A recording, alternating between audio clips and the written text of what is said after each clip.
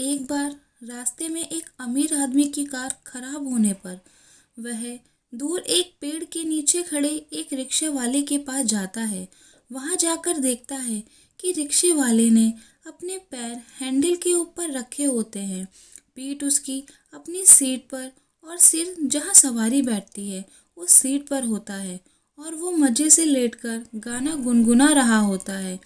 वो अमीर व्यक्ति रिक्शा वाले को ऐसा बैठे हुए देखकर बहुत हैरान होता है कि एक व्यक्ति ऐसे बेआराम तरीके से कैसे रह सकता है, कैसे खुश रह सकता है, कैसे गुनगुना सकता है। वो उसको 20 रुपए में चलने के लिए बोलता है। रास्ते में वो रिक्शा वाला वही गाना गुनगुनाते हुए मजे से रिक्शा खींचता है। वो अमीर व्यक्ति एक बार फिर हैरान कि एक व्यक्ति 20 रुपए लेकर इतना खुश कैसे हो सकता है, इतने मज़े से कैसे गुनगुना सकता है। वो थोड़ा ईर्ष्यापूर्ण हो जाता है और रिक्शे वाले को समझने के लिए उसको अपने बंगले में रात को खाने के लिए बुला लेता है। रिक्शा वाला उसके बुलावे को स्वीकार कर लेता है। वो अपने हर नौकर को बोल देता है कि इस रिक्शे वाले को सबसे अच्छे खाने की सुविधा दी जाए। अलग अलग तरह की खाने की सेवा दी जाती है।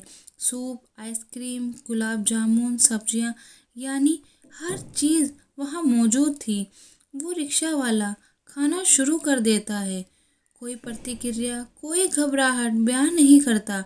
बस वही गाना गुनगुनाते हुए मज़े से वो खाना खाता है। सभी लोगों को ऐसा लगता है जैसे रिक्शा वाला ऐसा खाना पहली बार नहीं खा रहा है, पहले भी कई बार वो खा चुका है। वो अमीर आदमी एक बार फिर हैरान, एक बार फिर ईर्ष्यापूर्ण कि कोई आम आदमी इतने ज़्यादा तरह के व्यंजन देख के भी कोई हैरानी वाली प्रतिक्रिया क्यों नहीं देता और वैसे कैसे गुनगुना रहा है जैसे रिक्शा में गुनगुना रहा था। यह सब कुछ देखकर अमीर आदमी की ईर्ष्या और बढ़ती है। अब वह रिक्शे वाले को अपने बंगले में कुछ दिन रुकने के लिए बोलता है।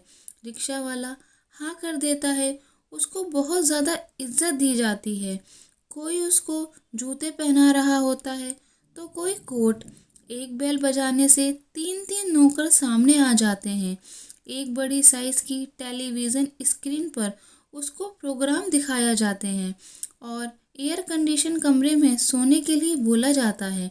अमीर आदमी नोट करता है कि वो रिक्शा वाला इतना कुछ देखकर भी कुछ प्रतिक्रिया नहीं दे रहा। वो वैसे ही साधारण चल रहा है, जैसे वो रिक्शा में था वैसे ही है, वैसे ही गाना गुनगुना रहा है जैसे वो रिक्शे में गुनगुना रहा था। अमीर आदमी की ईर्ष्या बढ़ती चली जाती है और वह सोचता है कि अब तो हद ही हो गई। इसको तो कोई हैरानी ही नहीं हो रही, इसको कोई फर्क ही नहीं पड़ रहा। ये वैसे ही खुश है, कोई प्रतिक्रिया ही नहीं दे रहा। अब अमीर आदमी पूछता है, आप खुश है ना? वो रिक्शा वाला कहता है, जी साहब बिल्कुल खुश हूँ। अमीर आदमी फिर पूछता है, आप आराम में है ना? रिक्शा वाला कहता है, जी बिल्कुल आरामदायक हूँ। अब अमीर आदमी तय करता है कि इसको उसी रिक्शा पर वापस छोड़ दिया जाए। वहाँ जाकर ही इसको इस बेहतरीन चीज़ों का एहसास होगा, क्योंकि वहाँ ये इन सब बेहतरीन चीज़ों को याद करेगा। अमीर आदमी अपने सेक्रेटरी को बोलता है कि इसको कह दो कि आपने दिखावे के लिए कह दिया कि आप खुश हो, आप आरामदायक हो, लेकिन साहब समझ गए हैं कि आप खुश नहीं हो, आराम में नहीं हो, इसलिए आपको उसी रिक्शा के पास छोड़ दिया जाएगा।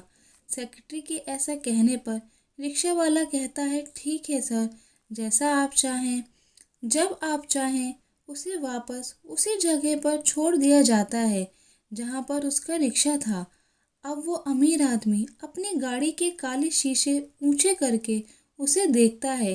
रिक्शे वाले ने अपनी सीट उठाई, बैग में से काला सा गंदा सा मैला सा कपड़ा निकाला, रिक्शे को साफ किया, मज़े में बैठ गया और वही गाना गुनगुनाने लगा।